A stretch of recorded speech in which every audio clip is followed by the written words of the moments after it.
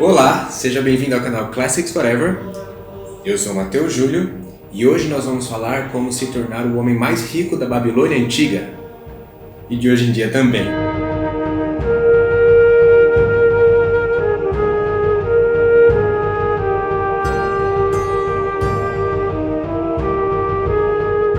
Antes de qualquer coisa, peço para você curtir o vídeo, se inscrever no canal e ativar o sininho. Você sabe que isso nos ajuda. O vídeo de hoje é uma resenha do livro O Homem Mais Rico da Babilônia, de George Clason. Esse livro é considerado um clássico da literatura sobre finanças. Basicamente, o autor pega a sabedoria e o conhecimento dos povos antigos da Babilônia sobre como ganhar dinheiro e propõe que os mesmos métodos podem ser utilizados por nós hoje em dia para enriquecermos.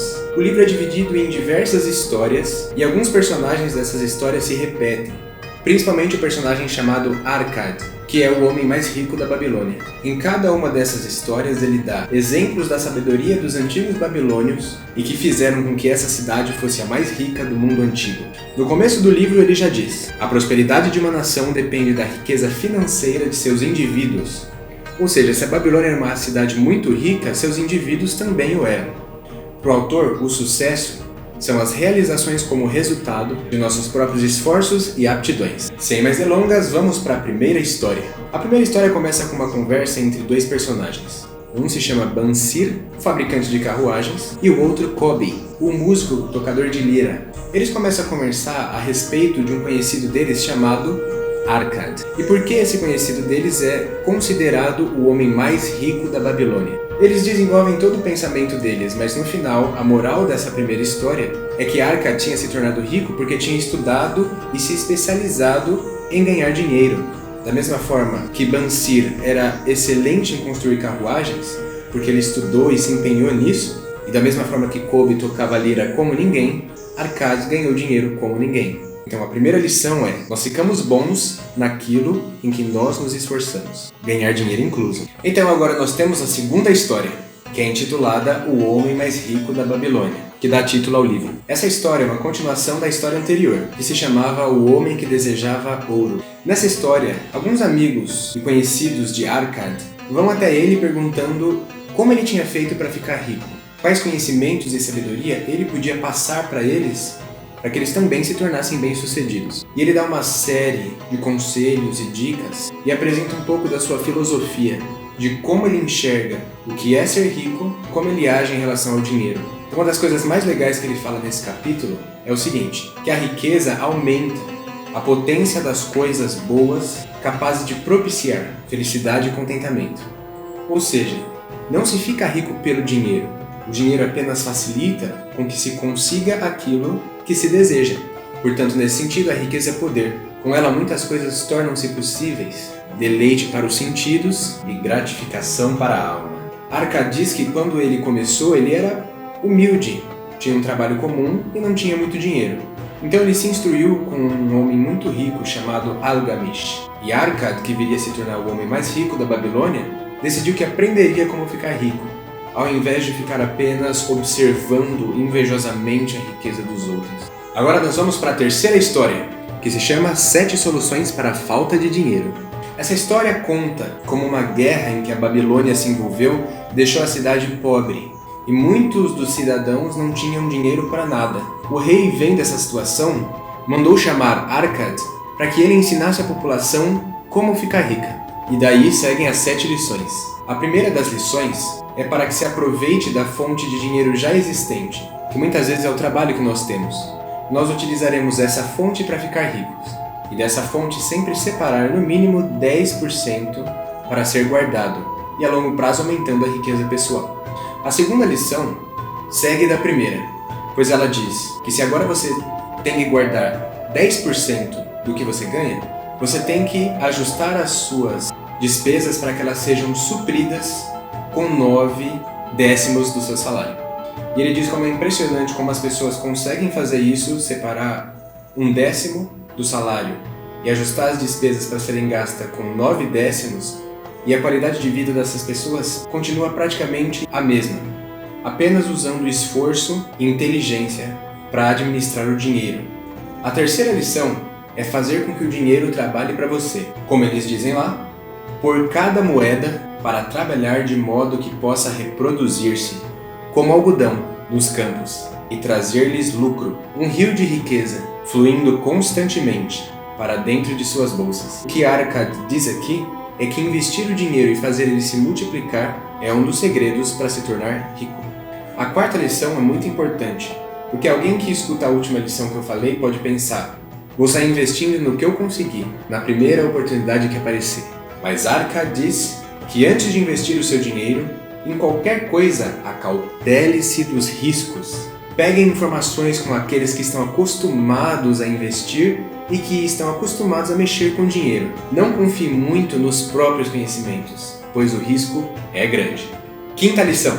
E a quinta lição é simplesmente: tenha o seu próprio lar. Arcad diz que ter um lar traz orgulho ao homem e alegra a família. Todos os investimentos que são feitos para a moradia serão um investimento próprio, uma melhoria para você e seus descendentes. Sexta lição: seja previdente quanto às necessidades da sua velhice e quanto à proteção da sua família, pois sempre haverá um momento em que nós não poderemos mais trabalhar e, como eles dizem, os deuses nos chamarão para outra vida. A sétima lição: essa lição diz para nós cultivarmos as nossas aptidões, estudar, sempre somar conhecimentos, tornar-se mais habilidoso e agir sempre, respeitando a si mesmo. Em resumo, nunca parar de se aperfeiçoar, de estudar, de melhorar. E essas são as 7 lições desse capítulo. Vamos agora ao quarto capítulo, que se chama Encontrando a Deusa da Boa Sorte. Nesse capítulo acontece uma discussão entre diversas pessoas no Templo do Saber, localizado na Babilônia. E Arcad participa ouvindo diversos testemunhos de pessoas que perderam boas oportunidades de fazer fortuna simplesmente pela procrastinação. A moral desse capítulo é identificar uma boa oportunidade e não perdê-la. Procrastinar é uma das coisas que mais desagrada a Ashtar, a deusa da boa sorte dos antigos babilônios. Vamos agora ao quinto capítulo, chamado As 5 Leis de Ouro. Esse capítulo conta a história de Nomasir, que é filho de Arcad.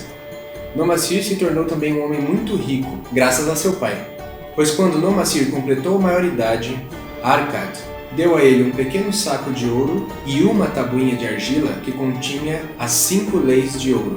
E esse capítulo conta como Nomasir se tornou rico também graças a essas leis de ouro. Vamos a elas. O ouro vem de bom grado e numa quantidade crescente para todo homem que separa não menos de 1/10 de seus ganhos, a fim de criar um fundo para seu futuro e o da sua própria família. Isso já foi citado em capítulos anteriores. O ouro trabalha diligente e satisfatoriamente para o homem prudente que, possuindo-o, encontra para ele um emprego lucrativo, multiplicando-o como os flocos de algodão no campo. Nós falamos a respeito disso no outro capítulo sobre os investimentos que se faz com o ouro que se ganha. O ouro busca a proteção do proprietário cauteloso que o investe de acordo com os conselhos de homens mais experimentados em seu manuseio. Isso é sobre a cautela com os investimentos. O ouro foge do homem que o emprega em negócios ou propósitos com que não está familiarizado ou que não contam com a aprovação daqueles que sabem poupar. É basicamente uma continuação do que a gente falou anteriormente. O ouro escapa ao homem que o força a ganhos impossíveis, ou que dá ouvidos aos conselhos enganosos de trapaceiros e fraudores, ou que confia em sua própria inexperiência e desejos românticos na hora de investi-lo. E seguindo essas 5 leis de ouros, Nomasir tornou-se rico graças ao conhecimento do seu pai. No 6º capítulo, chamado Emprestador de Dinheiro da Babilônia, Rodan, que possui 50 moedas de ouro, não sabe se deve emprestar ou não para o seu cunhado parte dessas moedas para que ele comece um investimento e tente se tornar rico. A moral dessa história é de que o cunhado dele não tinha conhecimento algum de como investir dinheiro, portanto seria um investimento arriscadíssimo e não recomendado. A 7ª história, chamada As Muralhas da Babilônia, é uma das minhas favoritas. Ela conta a história de um soldado que está protegendo a cidade da Babilônia contra um ataque de um império inimigo, os assírios. E toda a população se esconde atrás das muralhas e depois de muito tempo de batalha, os babilônios conseguem vencer e proteger o seu povo. Graças às muralhas que tinham sido construídas muito antes, prevendo um possível problema, e graças a elas a cidade se manteve. A moral dessa história é: para prevenir que problemas futuros aconteçam, deve-se estar preparado. Nesse caso, é uma metáfora para o dinheiro. Nós nunca sabemos o que vai acontecer, então é sempre importante ter uma parte guardada para determinados momentos em que a emergência se apresente. O 8º capítulo conta a história de Dabasir. Ele era o negociante de camelos da Babilônia. Dabasir fez algumas dívidas em que não podia pagar, e vendo a sua situação, ele decidiu fugir da Babilônia, para não ter que pagar suas dívidas. Nesse caminho, as coisas dão errado e ele acaba sendo vendido como escravo. E Dabasir, quando na casa de seu amo, começa a perceber que ele se tornou um escravo porque ele se via como escravo. Ele não se via como um homem livre. Portanto, na história ele decide fugir e voltar à Babilônia.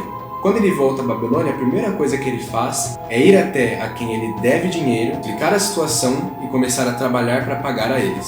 No final, ele se torna de novo um homem respeitado na Babilônia.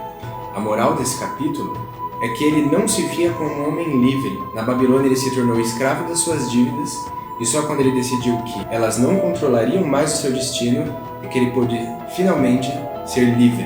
O 9º capítulo se chama As Tabuinhas de Argila da Babilônia, e é um relato como um casal de professores, os Shubri, endireitaram suas dívidas se baseando e seguindo os conhecimentos financeiros encontrados em tabuinhas antigas da Babilônia. É basicamente uma aplicação de todos os conhecimentos que o livro propôs até aqui. A 10ª história, chamada O Homem de Mais Sorte da Babilônia, esse capítulo conta a história de Shahunada, um homem que conseguiu se livrar da escravidão simplesmente por adotar a filosofia de que o trabalho é meu melhor amigo. Ele desde o começo queria se livrar dessa vida de escravidão e decidiu que trabalharia bem, se dedicando para agradar o seu mestre, juntando moedas para que um dia conseguisse comprar a sua liberdade. No final da história ele consegue a sua liberdade, mas a moral é de que a liberdade só foi conseguida por meio do trabalho dedicado e eficiente. E a liberdade pode ser entendida nesse livro como a liberdade financeira, a liberdade que potencializa suas vontades. Como no começo do vídeo eu falei, a visão do autor sobre a riqueza é que ela potencializa tudo aquilo que a pessoa pode vir a ser. O último capítulo é um esboço sobre a história da Babilônia que o autor faz, contando como a cidade era rica, como era próspera e como eles conseguiram construí-la no meio do deserto. Um feito realmente impressionante para as pessoas que viveram naquela época. E essas foram as dicas financeiras, a sabedoria que nós conseguimos tirar dos antigos babilônios e desse livro que é um clássico, O Homem Mais Rico da Babilônia. Ele foi publicado pela primeira vez na década de 20 e desde então tem conquistado muitas pessoas. Ele tem uma abordagem muito diferente da maioria dos livros de finanças que a gente vê. Ele não começa simplesmente a te falar o que você tem que fazer para ficar rico. Ele te leva à antiga Babilônia, ele te traz histórias, ele te traz personagens que conseguiram vencer dificuldades seguindo diversos comportamentos, diversas filosofias que tornaram essa cidade e os seus indivíduos ricos. É um livro muito legal e se você quiser começar a ler livros de finanças e não sabe por onde, acha que os livros podem ser um pouco enfadonhos, um pouco chatos, começa por esse. Esse livro realmente me surpreendeu. Eu agradeço muito por vocês terem me acompanhado nessa jornada, a antiga civilização da Babilônia e seus conhecimentos sobre como enriquecer. Eu espero que sejam úteis para vocês esses conselhos. Inclusive, eu sugiro que vocês leiam o livro. Os detalhes são muito melhor apreendidos na leitura. Digam nos comentários se vocês gostaram, se vocês acham que essas dicas ainda fazem sentido, se vocês acham que alguma coisa mudou e se há mais livros que vocês gostariam que eu trouxesse para mostrar para vocês os conhecimentos tanto de outras áreas como ciências, como filosofia, como também finanças. Eu agradeço muito por você ter me acompanhado até aqui. Até a próxima!